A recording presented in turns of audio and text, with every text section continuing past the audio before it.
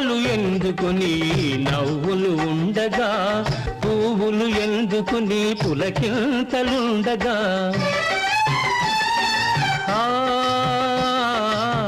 వీడని బాసలే వాడని తీవెలుగా, వీడని బాసలే వాడని తీవెలుగా, వెన్నెల గూడు కట్టి వేయి జన్మలుందాము.